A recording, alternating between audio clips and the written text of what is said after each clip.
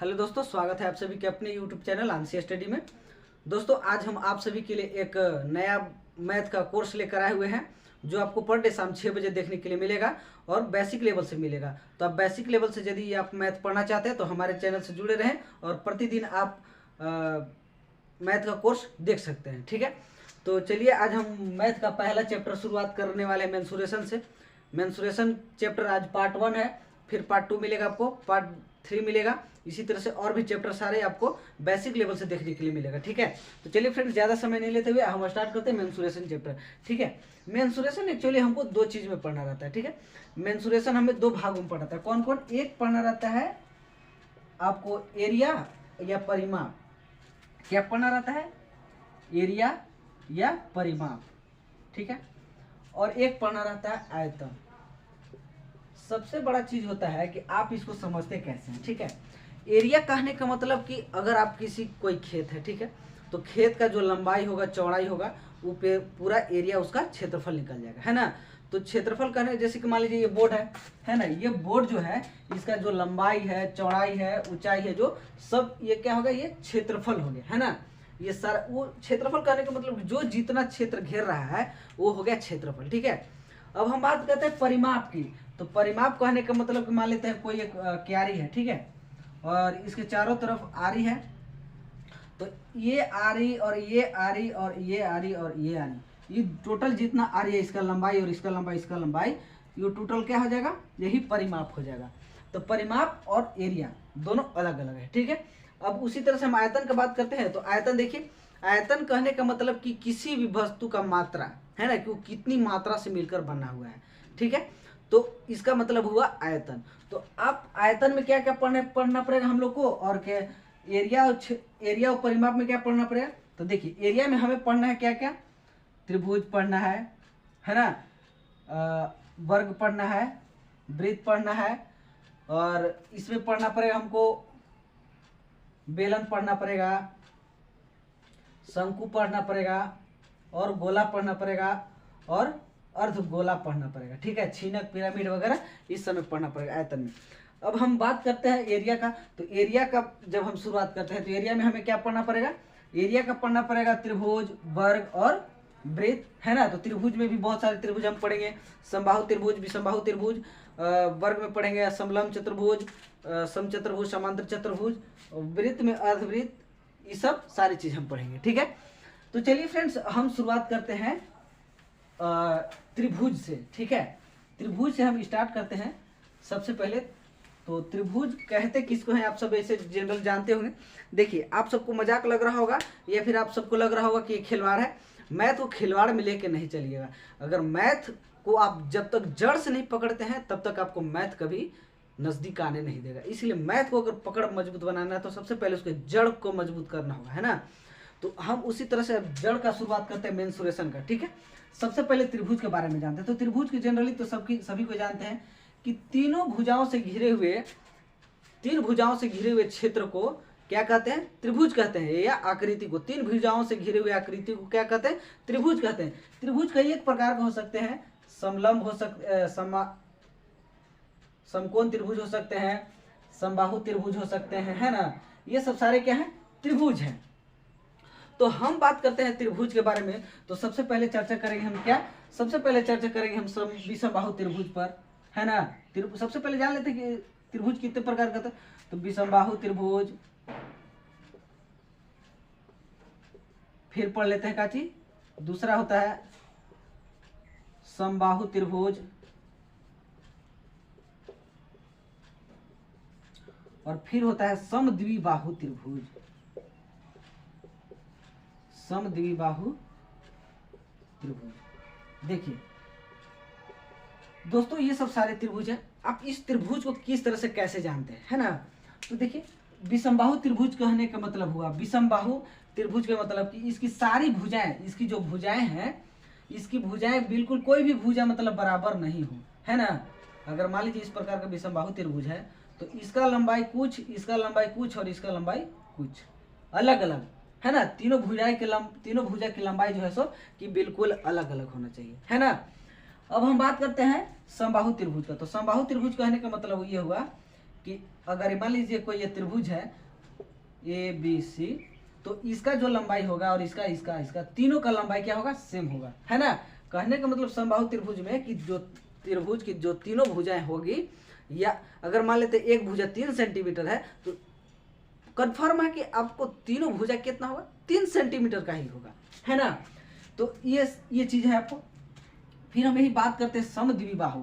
तो समद्विबाहु त्रिभुज कहने का अर्थ ये हुआ कि समद्विबाहु मतलब कि इसमें दो भुजा क्या होना चाहिए, बराबर हो जाना चाहिए। मान लीजिए इसको ऐसे भी लिख सकते हैं या फिर ऐसे लिख सकते हैं, है ना, ऐसे। तो देखिए आपको दोनों ये भुजा जो है सो कि बराबर होनी चाहिए। तो ये भुजा और ये भुजा बराबर है, ये भुजा डिफरेंट है, अलग है ना। ये दोनों भुजाएं बराबर है और एक भुजा क्या है, अलग है। तो ये हो जाएगा क्या, समद्विबाहु त्रिभुज। ठीक है, आई होप आप सबके अच्छे से समझ में आ रहा होगा। अगर आपको समझ में नहीं आता है तो आप बेशक कमेंट बॉक्स में आप हमको लिख कर बता सकते हैं। ठीक है, तो चलिए हम शुरुआत करते हैं विषमबाहु त्रिभुज से। ठीक है, विषमबाहु त्रिभुज की क्षेत्रफल, विषमबाहु त्रिभुज का क्षेत्रफल कैसे निकालते हैं, विषमबाहु त्रिभुज के बारे में, और परिमाप कैसे निकालते हैं, अर्ध परिमाप कैसे निकालते हैं। ठीक है, तो चलिए फ्रेंड्स, सबसे पहले आपको त्रिभुज का क्षेत्रफल निकालने से पहले आपको ये चीज जान लेना होगा कि किसी भी त्रिभुज का क्षेत्रफल कैसे निकलता है। ठीक है, तो सबसे पहले हम इसके बारे में चर्चा कर लेते हैं, एक समकोण त्रिभुज के बारे में ना। ऐसे समकोण त्रिभुज अगर हम जब तक इसके बारे में अच्छे से नहीं जानेंगे ना, तब तक आपको हर एक त्रिभुज का क्षेत्रफल निकालने में कठिनाई होगा ही होगा। तो अब सबसे पहले ये आपको जान लेना बहुत आवश्यक है कि ये देखिए समकोण त्रिभुज है ना, समकोण त्रिभुज में ये कोण 90 डिग्री होता है और ये बाकी अलग अलग होते हैं ना, ये दोनों को मिला के 90 डिग्री हो जाता है। मान लेते हैं ए बी सी। ठीक है, तो समकोण त्रिभुज में सबसे जो बड़ी भुजा होती है उसको क्या बोलते हैं, हाइपोटेनस, कर्ण बोलते हैं, है ना। और जो ये जो होता है वो क्या होता है, आधार होता है ना, जिसको बी से हम सूचित कर सकते हैं। और ये क्या होता है, परपेंडिकुलर, इसको हम पी से सूचित करते हैं, है ना। तो ये एक त्रिभुज बन गया। ठीक है, अगर आप किसी समकोण त्रिभुज में सपोज दैट मान लेते हैं कि अगर आप इस कोण को लेकर के सवाल सॉल्व कर रहे हैं तो आपका ये क्या हो जाएगा, ये लंब हो जाएगा, है ना, ये वाला क्या हो जाएगा, लंब हो जाएगा। लेकिन अगर आप ये कोण लेकर के बना रहे हैं कोण ये, तो आपका लंब कौन हो जाएगा, ये हो जाएगा, बी हो जाएगा। ठीक है, आई होप आप सबको अच्छे से समझ में आ रहा होगा। तो बारीकी से समझते चलते हैं हम लोग, ठीक ना। अब देखिए समकोण त्रिभुज की बात कर रही है, तो समकोण त्रिभुज का फॉर्मूला जब हम निकालते हैं हम लोग, तो जैसे पाइथागोरस प्रमेय जिसको बोलते हैं, जब हम कर्ण का वर्ग करते हैं तो हमें आधार का वर्ग और लंब का वर्ग करके निकालना पड़ता है। तो ये निकलता है हमारा कर्ण। ठीक है, ये फॉर्मूला होता है। तो अगर ये तो फॉर्मूला हो गया, अब बात करते हैं इसका क्षेत्रफल का। ठीक है, तो समकोण त्रिभुज में जो हम ऊंचाई की बात करते हैं तो इसका जो लंबाई होता है ना, यही इसका ऊंचाई होता है किसी भी त्रिभुज का। तो ये समकोण त्रिभुज में हम खास करके बात कर रहे हैं कि अगर समकोण त्रिभुज में जो इसका लंब दिया हुआ है वही इसका क्या होता है, ऊंचाई होता है। तो समकोण त्रिभुज का क्षेत्रफल होता है, समकोण त्रिभुज का क्षेत्रफल होता है 1/2 गुने आधार गुना ऊंचाई। ठीक है, समकोण त्रिभुज का क्षेत्रफल होता है आधार गुने ऊंचाई। ठीक है, ये चीज आपको याद रखना है और आप इसी के माध्यम से सभी त्रिभुज का जो है सो क्षेत्रफल आसानी से आप निकाल सकते हैं। तो देखिए समकोण त्रिभुज में आपको डाउट होता होगा कि ऊंचाई किसको कहते हैं, ये तो लंब है ना। तो लंब जो है सो समकोण त्रिभुज में जो लंबाई होता है ना, एक्चुअल में वही क्या होता है, ऊंचाई होता है। ठीक है, आई होप आप सबको अच्छे से समझ में आ रहा होगा। तो देखिए अगर हम साबित करना चाहते हैं किसी भी त्रिभुज का कि कोई समकोण त्रिभुज है या नहीं है, तो मान लीजिए कि सपोज दैट 3 4 5 तीनों भुजा दिया हुआ है, तो आपको इसमें से क्या साबित करना है आपको कि ये समकोण त्रिभुज है। तो इसको कैसे साबित करेंगे, इसी फॉर्मूला पर हम साबित कर देंगे, है ना। सबसे जो बड़ी भुजा होती है वो क्या होती है, कर्ण होती है कि ना। और बाकी जो होता है क्या है, लंब और आधार होता है। तो उसी पर हम देख लीजिए, तो 5 का स्क्वायर करते हैं और 4 का स्क्वायर प्लस में 3 का स्क्वायर, इसी फॉर्मूला से। तो 5 25 बराबर में 4 चौका 16 और प्लस में 9, तो 25 बराबर 25। देखिए यहाँ पे हमें क्या आ जा रहा है, दोनों भुजा मतलब दोनों बराबर आ जा रहा है। इसका मतलब हम कह सकते हैं कि ये क्या है, 3 4 5 जो भुजा दिया हुआ है क्या है, समकोण त्रिभुज है। कह सकते हैं कि समकोण त्रिभुज है। That's all. अच्छे से समझ में आ रहा होगा। चलिए ये तो चीज हो गया। अब हम बात करते हैं विषमबाहु त्रिभुज के बारे में। एक बार फिर से विषमबाहु त्रिभुज लिख लेते हैं। विषमबाहु त्रिभुज, बार बार हम कह रहे हैं कि विषमबाहु त्रिभुज किससे कहते हैं, तो जिस त्रिभुज की भुजाएं बराबर नहीं हो उसको क्या कहते हैं, विषमबाहु त्रिभुज कहते हैं। तो मान लेते हैं सपोज दैट ये हमारा विषमबाहु त्रिभुज है, इसकी भुजा ए है, बी है और क्या है, सी है। तीनों भुजा क्या है, अलग अलग दिया हुआ है। तो जब अलग अलग दिया हुआ है, हम तो बात करते हैं कि विषमबाहु त्रिभुज का जब क्षेत्रफल निकालते हैं तो विषमबाहु त्रिभुज का क्षेत्रफल कैसे निकालते हैं, तो क्षेत्रफल निकालने से पहले हमें विषमबाहु त्रिभुज का क्या निकालना पड़ता है, परिमाप निकालना पड़ता है। तो परिमाप हम निकालने के लिए क्या करते हैं, हम अभी जैसा इस पहले कुछ देर पहले बताया कि जो परिमाप है कैसे निकलता है, तो परिमाप किसी भी भुजा का निकल, किसी भी आकृति का निकलिए तो उसकी भुजाओं का योग हो जाता है। क्या हो जाता है, परिमाप उसकी भुजाओं का योग हो जाता है ना। तो मान लेते हैं परिमाप जब निकाले तो a प्लस बी प्लस सी, तो ये विषमबाहु त्रिभुज का परिमाप हो गया है ना। अब इसका निकाल लेते हैं हम लोग अर्ध परिमाप, जिसको सेमी पेरीमीटर बोलते हैं, अर्ध परिमाप, इसको एस से सूचित करते हैं। तो जब अर्ध परिमाप निकालते हैं तो a प्लस बी प्लस सी बटा में 2, ये हो गया काची अर्ध परिमाप, यानी कि एस बराबर है ना। तो ये हमारा एस निकल के आ गया। अब हम जब क्षेत्रफल निकालते हैं विषमबाहु त्रिभुज का, विषमबाहु त्रिभुज का क्षेत्रफल निकालते हैं तो विषमबाहु त्रिभुज का क्षेत्रफल हो जाता है रूट अंडर जो सेमी पेरीमीटर निकाले अर्ध परिमाप, तो अर्ध परिमाप इनटू एस, अर्ध परिमाप और जो एक भुजा है उसको घटा देते हैं और सेमी पेरीमीटर एस में से बी घटा देते हैं, एक और भुजा, और फिर एक और भुजा बच जाता है हमारा सी, तो इसको भी यहाँ लास्ट में से घटा देते हैं। तो हमारा विषमबाहु त्रिभुज का क्षेत्रफल होता है क्या कि S into S minus A into S minus B into S minus C. ये हो गया हमारा विषमबाहु त्रिभुज का क्या, क्षेत्रफल। इस विधि से हम निकाल सकते हैं, ठीक है। सपोज करिए कि हम यहाँ से एक त्रिभुज लेते हैं, है ना। त्रिभुज ले लेते हैं कितना, 18, 20 और 22, तीन को त्रिभुज है, मतलब कि तीनों की भुजा दिया हुआ है। तो हमें क्या यहाँ से निकालना है, इसका क्षेत्रफल निकालना है। तो क्षेत्रफल निकालने से पहले आप क्या निकालेंगे, इसका एस निकाल लीजिए। तो एस निकालिएगा तो कितना हो जाएगा, 18 प्लस 20 प्लस 22 बटा में 2, तो इसको जोड़ेंगे तो 60 हो जाएगा, 60 बटे 2 करेंगे तो 30 दूनी की 60। एस बराबर कितना निकल गया हमारा, 30, है ना।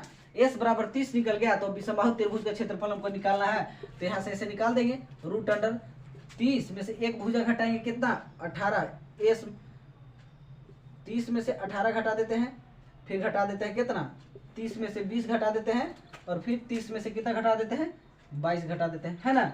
अब इस तरह से हम इसको कैलकुलेट करते चलेंगे।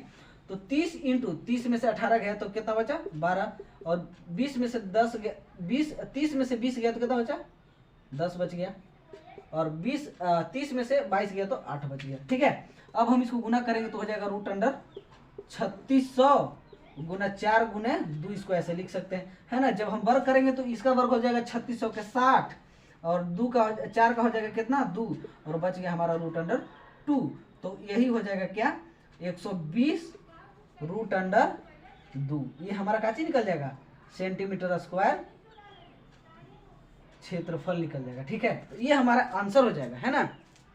लेकिन अब यही अगर बात करेगा कि देखिए भैया आपको 3 को त्रिभुज दिया हुआ है, एक त्रिभुज दिया हुआ है जिसके 3 को भुजा है, 18, 20 और 22, है ना। तो ये आपको भुजा दिया गया है, और आप क्या कीजिए ना, इसको पर हम एक लंब डाल देते हैं, तो इसका जो ऊंचाई है ना, आप इसका ऊंचाई ज्ञात कीजिए। अब बताइए भैया कैसे होगा, है ना, है कि ना, लोचा वाला क्वेश्चन। तो आपको माइंड में क्या हो जाएगा, गड़बड़ा जाएगा। अब सोचिएगा कि अब तो समबाहु त्रिभुज के क्षेत्रफल निकाल के लिए बोल देवे के थे, अब हम ऊंचाई कैसे ज्ञात करें, हैं। तो ऊंचाई कैसे ज्ञात कीजिएगा, अब यहाँ इसको सबमिट कर देते हैं। हमारा जो क्षेत्रफल निकल के आया यही ना है, याद रखना है ये, ठीक है। तो ये हमारा क्षेत्रफल निकल के आया, तो लिखेंगे समद्विबाहु त्रिभुज का, समबाहु त्रिभुज का, ये जो यही ना ऊंचाई निकाल रहे हैं, समबाहु त्रिभुज के लंब का ऊंचाई, लंब का ऊंचाई। तो समबाहु त्रिभुज के लंब का ऊंचाई कैसे निकालेंगे? तो देखिए, हम क्षेत्रफल अभी त्रिभुज का कैसे निकालने के लिए बोले थे कि 1/2 गुना आधार गुना में ऊंचाई। तो ये क्या हो जाएगा? क्षेत्रफल निकल जाएगा, है कि ना। तो यहाँ से हमारा जो देखिए, कभी कभी क्या करेगा, आपको बोल देगा कि इतना तीनों भुजा दिया रहेगा, है ना। तो अब लंब निकालने के लिए आपको तो क्षेत्रफल निकालना ही पड़ेगा। तो हम ऑलरेडी यहाँ से क्षेत्रफल निकाल चुके हैं ना। या तो आपको क्षेत्रफल पहले से ही दिया रहेगा और आपको सिर्फ क्या निकालना रहेगा? ऊंचाई। तो मान लेते हैं कि इसका जो ऊंचाई है 1 है, ठीक है। तो क्या करेंगे, 1/2 गुने आधार कितना दिया हुआ है? 20 का दिया है ना। इसका आधार, टोटल आधार कितना है? 20 है। तो 20 लिख लेते हैं, गुना हमको ऊंचाई नहीं पता है तो ऊंचाई हम x मान लेते हैं। और क्षेत्रफल कितना अभी जस्ट निकाले हैं, तो 120√2 हम इतना निकाले, है ना। तो अब यहाँ से क्या करेंगे, हम इसको कैलकुलेट कर देंगे। 2 दहा 20, 1 0 से 1 0, माने कि x बराबर जो वैल्यू आया कितना आया?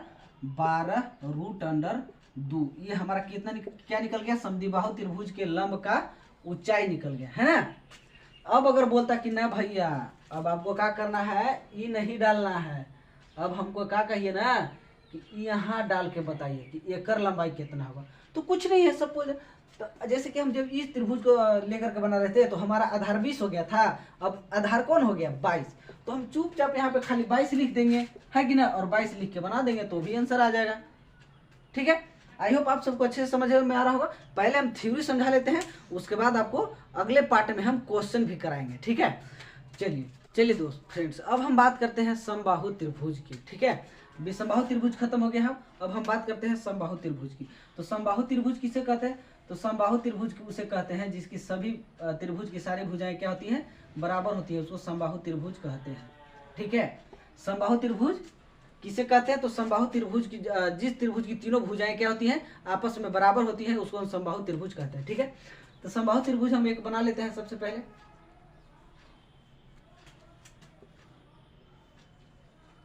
ये है हमारा समबाहु त्रिभुज और तीनों का क्या है?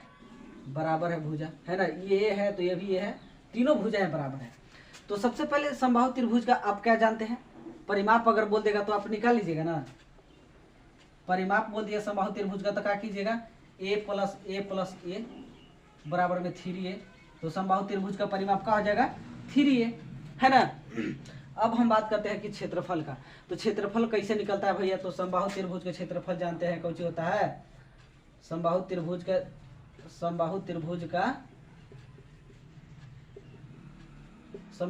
क्षेत्रफल क्या जानते हैं?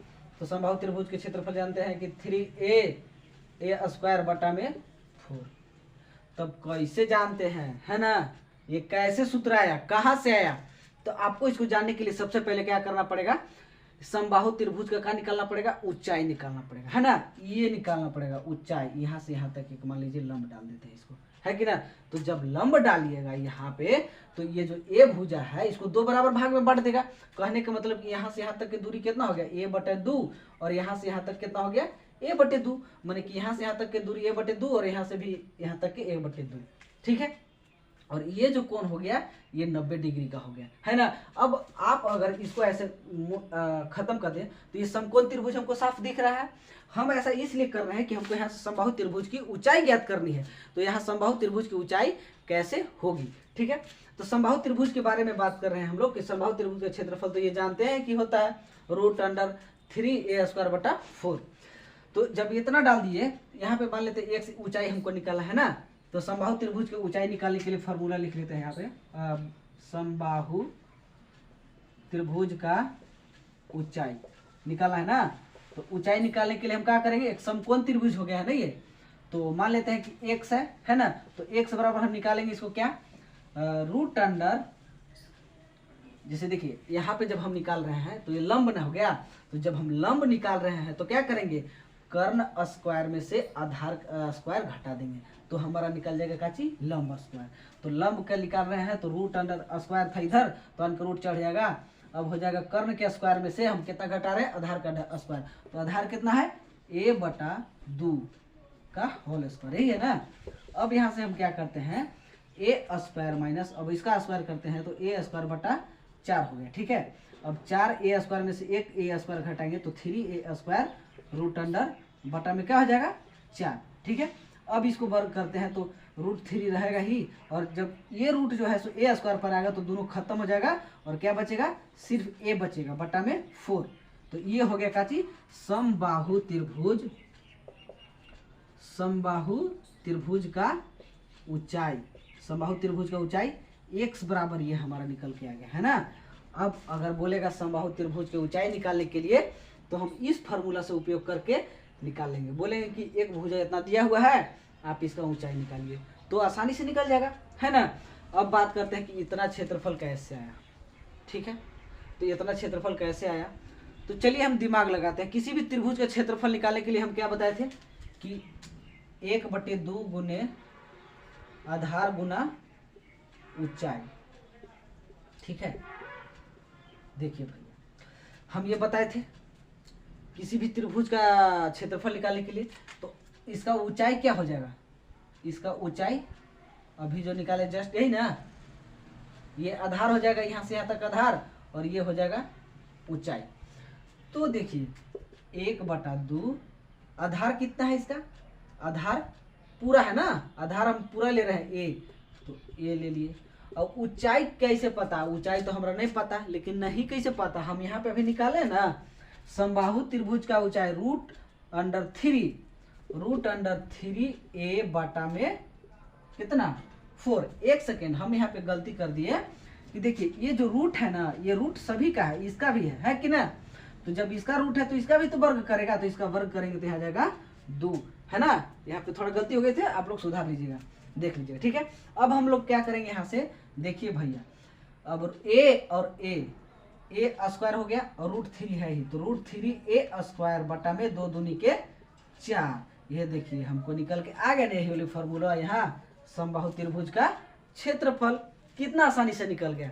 तो आप ये सब क्या है ना कि बेसिक लेवल का मैथ है, आप अगर इसको अच्छे से नहीं समझते चलिएगा ना तो बाद में पता चलेगा कि समबाहु त्रिभुज की ऊंचाई कैसे निकालें, क्षेत्रफल कैसे निकालें, ये तो कभी पढ़े नहीं है। हम लोग खाली पढ़ते चलते हैं कि समबाहु त्रिभुज का क्षेत्रफल निकालते हैं, इसे बस, इससे ज्यादा और कुछ जानते हैं नहीं, है कि ना। तो इसको हम डीपली से लेकर चलते हैं। ठीक है, अब अगला हम पढ़ते हैं क्या, समद्विबाहु त्रिभुज के बारे में, कि समद्विबाहु त्रिभुज क्या है और उसका क्षेत्रफल और उसका ऊंचाई कैसे निकालते हैं। ठीक है, चलिए अब हम समद्विबाहु त्रिभुज के बारे में समझते हैं। लिख लेते हैं सबसे पहले समद्विबाहु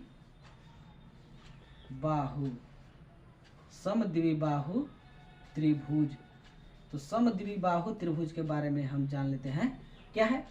समद्विबाहु, सम मतलब बराबर, द्वि मतलब 2 और बाहु मतलब की भुजा, तो यानी कि जिसकी 2 भुजाएं बराबर हो उससे क्या कहते हैं, समद्विबाहु त्रिभुज कहते हैं। ठीक है, तो समद्विबाहु त्रिभुज को मान लीजिए इसकी 2 भुजा बराबर होती है और एक भुजा जो है सो की बराबर नहीं होती है ना।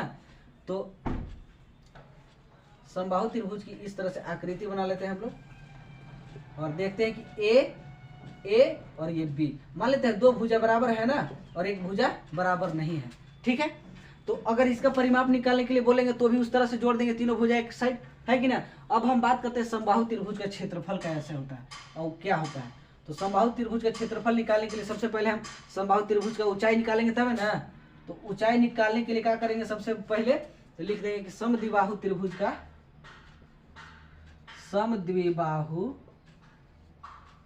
त्रिभुज का लंब का ऊंचाई, समबाहु त्रिभुज के लंब की ऊंचाई x बराबर, मान लेते हैं कि x है, जब हम यहाँ पे लंब डाल दिए तो ऑटोमेटिक यहाँ 90 डिग्री का कोण बन जाएगा, है ना। और जब ये लंब डाले तो ये जो हमारा भुजा है b, ये 2 बराबर भाग में बट गया, कितना कितना b/2 और ये भी b/2 है कि ना। तो b/2 बट गया भैया, तो देखा अब क्या होगा। तो यहाँ से इसको हम इसको ऐसे खत्म कर देते हैं, तो देखिए हमारा ये क्या निकल गया, समकोण त्रिभुज निकल रहा है ना, है कि ना। तो ये हमारा कर्ण दिख रहा है, ये आधार दिख रहा है, ये लंब दिख रहा है, तो हम यहाँ से लंब नहीं निकालेंगे। तो लंब के फॉर्मूला क्या बताए थे कि लंब के फॉर्मूला आ जाता है भैया √अंडर कर्ण के स्क्वायर माइनस में आधार के स्क्वायर। तो यहाँ पे वही चीज हमें कर देना है, √अंडर कर्ण के स्क्वायर, तो कर्ण क्या है ए स्क्वायर माइनस आधार के स्क्वायर, तो आधार क्या है, तो आधार है यहाँ b स्क्वायर बटा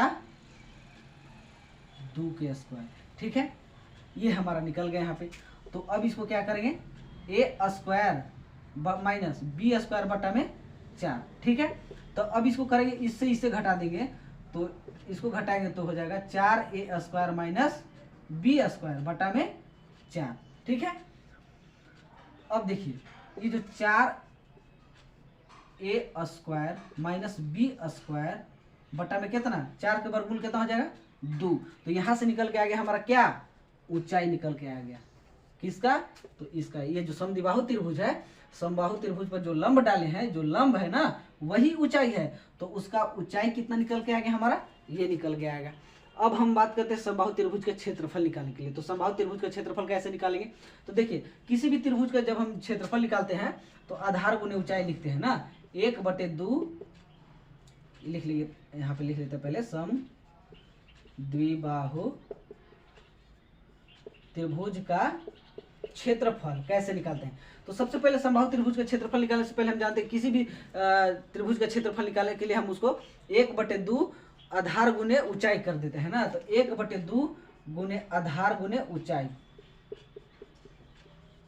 देखिए सिंपल सा फंडा है।